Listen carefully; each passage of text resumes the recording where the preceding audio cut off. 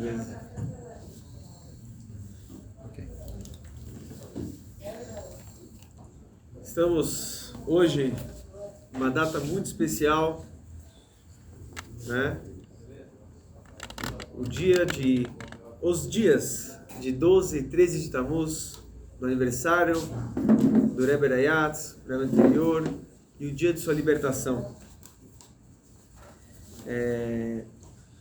O Rebbe Rayatz, ele foi encarcerado na Rússia por enfrentar praticamente sozinho, né, e através de seus Hassidim, mas ele liderou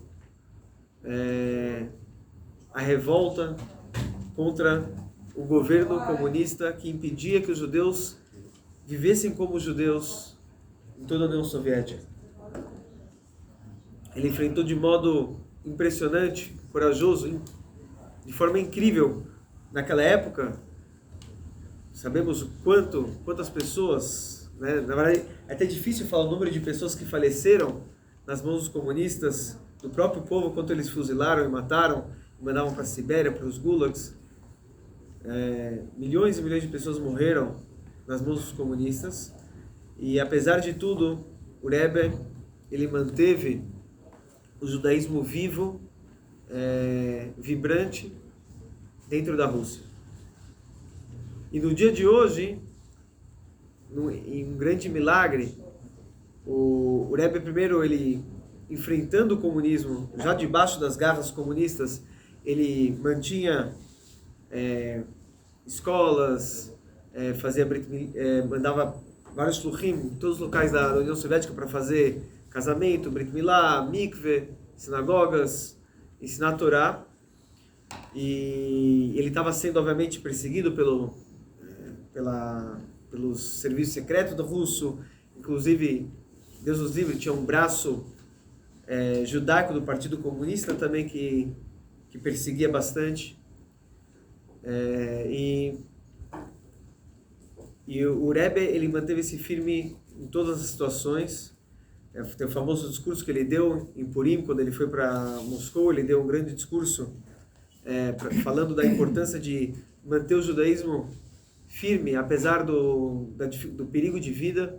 E esse Messirut Nefesh, esse auto-sacrifício, foi o que fez os judeus alcançarem a salvação em Purim. E após isso, ele foi preso no dia 25 de Sivan e, inclusive, condenado à morte. Deus os livre. Houve uma comoção internacional, pressão dos judeus do mundo inteiro. Os judeus do mundo inteiro se reuniram, rezaram, mandaram cartas, e de Israel, Estados Unidos, Inglaterra, Polônia na época. E numa série de eventos milagrosos, houve primeiro em Gimel Tammuz a anulação da pena de morte, mas ele ia ser preso, né? E depois ele ia ser exilado para Kostromá. E nisso, quando ele foi para Kostromá no dia 3 de Tammuz, ele já houve no dia do aniversário dele, foi hoje 12 de Tammuz e depois 13 de Tammuz, ele teve não só a liberdade da prisão, como depois ele conseguiu ainda sair da União Soviética e ir primeiro para Riga, e depois para Varsóvia e finalmente para os Estados Unidos. Mas eu queria fazer nada por acaso, tudo é Ashgaha Prati. Então, como estamos no início agora, estamos lendo a Parashá de Balak, analisar um pouquinho um trecho da Parashá de Balak e ver como isso está ligado essencialmente com a data de hoje. O Balak, que era o rei de Moab, ele contrata, né, ele contrata o Bilam, que ele é um feiticeiro, na verdade um profeta do povo que não é judeu, um profeta pagão, mas ele tem o dom da profecia e aquilo que ele fala acontece, né? Ele pode abençoar, ele pode Deus livre amaldiçoar. E ele então o Balak contrata o Bilam para amaldiçoar o povo judeu. E o Bilam, ao invés de amaldiçoar, ele traz brachot para o povo abençoado. E tem alguns sukim que o Bilam ele compara o povo judeu com leões, né? Ele fala Renam que lavi akum o reari isnasa não escava de ochal teref vedam chalim mishte. Ele fala que o povo judeu é como um leão, que ele se desperta forte, ele também se deita como leão. O Rashi fala que isso está ligado, assim que a gente acorda, a gente vai fazer mitzvot, a gente coloca o talit, a gente vai ler o Shema também de manhã com o tefilim. Também não vamos dormir sem antes fazer o Shema de noite. Depois, mais tarde, ele fala, Karash shachav ke'ariuch lavim yekimenu. A gente se agacha, o povo judeu ele se agacha e se deita como um leão. Quem então ousa despertar o povo judeu, esse leão jovem? Na Gemara em Brachot diz que os sábios eles gostariam de que lêssemos todos os dias a Parashá de Balak. Imagina se todos os dias, além do Shema, junto com o Shema, nós iríamos ler toda a Parashá de Balak. Então, exatamente porque ler uma Parashá inteira todo dia já seria algo demasiado comprido, longo, e as pessoas talvez não iam aguentar o tempo, né, que ia demorar tudo isso. Então, por isso, acabaram não fazendo esse decreto para que a gente tivesse que ler toda a Parashá Balak todos os dias. Mas a importância, talvez, se encontra nesse passuco, no Sukim, que fala que são referência do próprio Shema e da nossa comparação como leões. O povo judeu ele é comparado como leão. Uma das explicações que fala sobre isso tem, justo para quem está estudando o Rambam, que é o decreto do Rebbe, Perek Echad, né, um Perek, fala sobre os prejuízos causados por animais pertencentes a uma pessoa. Se a pessoa tem um cachorro, tem um cavalo, ou um boi, ele causa um prejuízo na propriedade, ou no animal, ou na pessoa, de outra pessoa. Tem várias leis. E sobre essas leis, diz a Gemara traz que, por exemplo, se alguém tem um leão de estimação, tem pessoas que têm, né, hoje em dia tem artistas que gostam de ter, tem tigres, e gostam de fazer um animal como se fosse domesticado. E a Gemara diz que um leão, por mais que você pode estar treinando ele no circo, ou você pode tentar cuidar dele na sua casa, ele nunca é domesticado. Então, por mais que você fale, mas ele foi muito bem treinado, desde pequenininho eu estou cuidando dele, tudo, né? Ele está deitado, ele está tranquilo, ele está manso. Se ele causar um dano em alguém, é como se fosse um animal selvagem, você é totalmente responsável, porque, afinal, o leão não é um animal domesticável. Ou seja, aqui a lição é que o povo judeu, por mais que possamos estar deitados, quem vai ousar nos levantar? Ou seja, mesmo deitados, mesmo quando a situação aparentemente não é fácil, né? Estamos subjugados numa condição difícil, continuamos tendo o espírito e a garra de um leão e o espírito de liberdade de um leão. Então não tem como nos dominar por completo, porque nossa cabeça está livre. De certa forma, isso resume muito bem a história de Yud-Beis e Yud-Gimel Tammuz, quando vemos a forma, literalmente, né, como o Rebbe anterior lutou e se manteve firme diante de todas as torturas e pressões que ele sofreu nas mãos dos comunistas. Ele estava sofrendo torturas, mas o seu espírito sempre foi de um leão e livre. Tem uma história famosa, como a gente falou, o Rebbe mandou vários e vários emissários para ensinar Torá e Mitzvot na União Soviética, e eles aguentaram coisas horríveis e se mantiveram firmes sempre ao ideal. Entre eles, um dos mais famosos Hassidim, Menachem Mendel Futerfas, que teve a horta dele na semana passada, Daled Tammuz, né? Ele conta, ele depois virou Mashpia, Kfar Chabad, né? E muitas pessoas aqui, inclusive, conheceram ele. Uma das coisas que ele conta nos seus relatos, quando ele passou mais de uma década na Sibéria, preso porque ele tinha ajudado a salvar centenas de pessoas, de famílias, a escapar da Rússia numa troca de prisioneiros com a Polônia. ele antes disso, ele havia sido um presidente de uma grande companhia e tudo, mas ele foi preso por fazer atividades contra-revolucionárias, né? Ajudar os Yudim que estavam lá na União Soviética. E quando ele estava preso, uma das coisas que ele conta é que lá no Gulag, lá na Sibéria, cada um estava contando, lembrando, lamentando como era a vida, né, antes deles serem presos e exilados. Então estava falando como ele era um general, né, super respeitado, herói de guerra e tudo, e agora ele está aqui esquecido, abandonado, ele não tem nada, a vida dele é uma miséria. Ele se sente miserável, abandonado, esquecido, ninguém mais lembra do herói que ele foi e tudo que ele tinha. Ele falou, agora o que eu tenho? Eu estou aqui, né, preso e esquecido na Sibéria, falou o general. Outro falou como ele era um médico, né, e como faziam fila para visitar ele no seu consultório, o pessoal já andava por meses de antecedência, super respeitado, e agora ele não tem nada, ele está aí abandonado na Sibéria. Cada um começou a contar, né, como ele, tudo que ele tinha e agora como ele não tem, e lamentar. E o único que não estava lamentando era o Mendel Futrifas. E aí um olhou para ele e falou, provavelmente você é um schlepper, né? Vocês eram um schlepper, que não tinha nada para perder antes, então não perdeu nada, então você está quieto aí. Ele falou, não, pô, a verdade é que até eu tinha uma carreira bem promissora, ele falou, ele era presidente de uma grande companhia e tudo, mas ele falou, mas o que eu tinha e o que eu tenho, eu continuo tendo.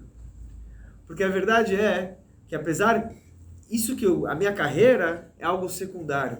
O que eu sou de verdade e o que eu sempre fui, antes de ser mandado para a Sibéria, é um Eved Hashem, eu sou alguém que serve a Deus. Então antes eu já servia a Deus, né, junto com minha família, em casa, no escritório, e agora aqui na Sibéria eu também sirvo a Deus, então eu continuo igual. Isso é a pessoa ser um leão dentro dele, ter um espírito de leão, ter a mentalidade, né, de liberdade e saber que ele serve a Hashem, não importa a situação, ele continua sendo um Hassid, continua estando ligado com o Rebbe e continua servindo a Hashem. O Rebbe,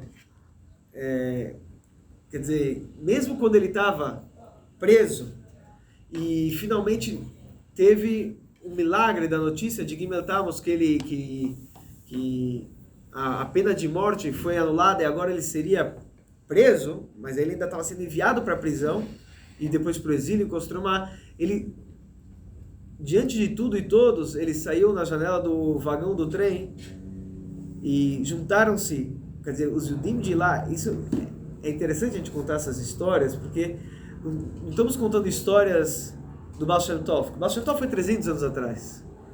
Quando contamos histórias dos que os Yudim passaram na União Soviética, são histórias de algumas pessoas, inclusive contemporâneas conosco. Quer dizer, hoje mesmo, o meu irmão Dubi, ele mandou um vídeo das pessoas falando, um vídeo que um Hassid gravou dos Hassidim, ele gravou de forma clandestina lá na Rússia, vários Hassidim que estavam na União Soviética, dando depoimentos e pedindo brachot para o Rebbe. Em hebraico. Em hebraico. Você vê esse vídeo, é muito bonito, é emocionante. Realmente emocionante. Você vê, estou falando de um vídeo que é 40 anos atrás, nem isso, né? Deve ser, talvez até menos de 40 anos atrás. Pessoas que estavam presos lá na Rússia, dando depoimentos e falando o nome deles, pedindo brachot para o Rebbe. Então, quando pensamos nisso, pessoas que literalmente não estavam só dispostas em potencial, eles fizeram Messirut Nefesh na prática. E não estamos contando histórias de 300 anos atrás, são pessoas que, muitos deles ainda estão conosco, Baruch Hashem, Lerechut Yamim, Shanim Tovot. Então, o Rebbe, quando estava preso, e aí já aconteceu um milagre de Gimel Tammuz que ele não teria pena de morte, mas ele seria exilado, vários judeus foram ver o Rebbe sendo levado para o exílio em Kostromá. Eles seguiram o Rebbe até a estação de trem, isso acho que só você ir até a estação de trem ver o inimigo número 1 prestigiar e estar lá para escutar já é um tremendo perigo de vida. E o que o Rebbe diz na janela, ele fala, né, Yashem Elokeinu imanu kasher hayam avotenu elasvenu velichenu, que Hashem, ele é uma tefilá, né, e também é uma tefilá, uma bakashá, mas também é uma aftachá, ou seja, é um pedido, é uma reza, mas também é uma garantia que Deus estará conosco como Ele estava com nossos antepassados, Ele não vai nos abandonar. E é exatamente isso que aconteceu, esse sentimento que o Rebbe sempre teve, diante de tudo, ele sabia que Hashem estava com ele em todo momento e vai estar com todos nós, é uma garantia, e isso realmente se concretizou, como hoje, né, quando alguém olha em perspectiva, essa história aconteceu em 1927, a história da prisão do Rebbe anterior, né?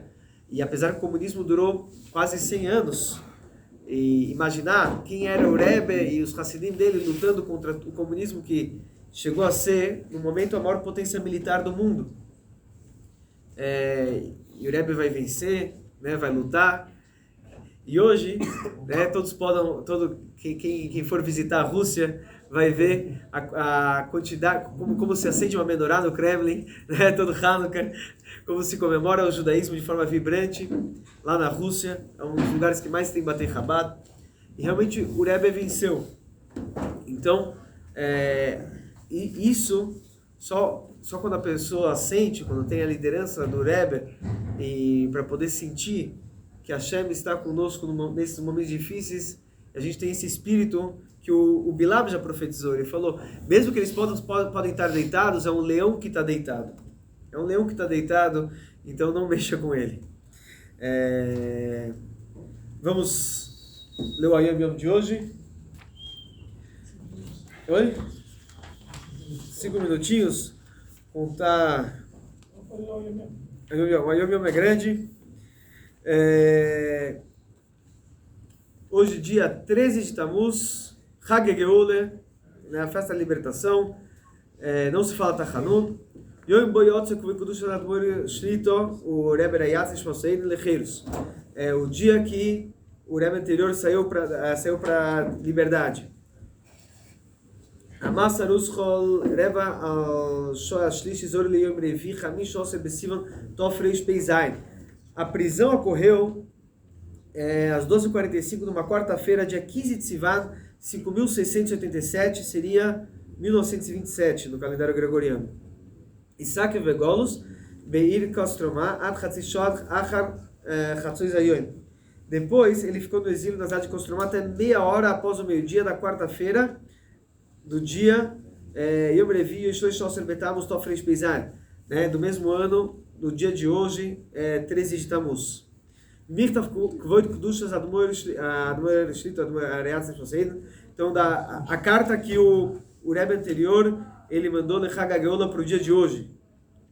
Nele Sholeach Maimor, o Rebbe ele estava mandando um mamar, né, para a gente estudar. E essa é a participação que o Rebbe dá para todos nós, Hassidim, em todos os lugares que a gente vive, para que tenhamos sucesso. E ele vai estar conosco no nosso Fabrengen.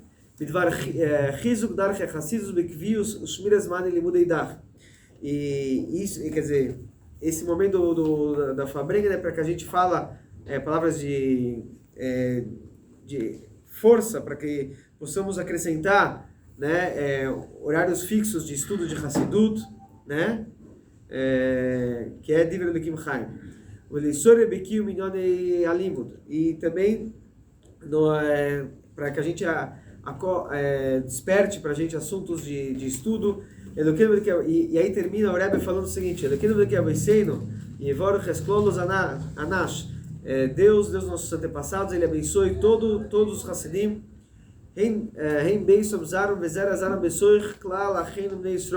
Ele, suas famílias, seus filhos, né?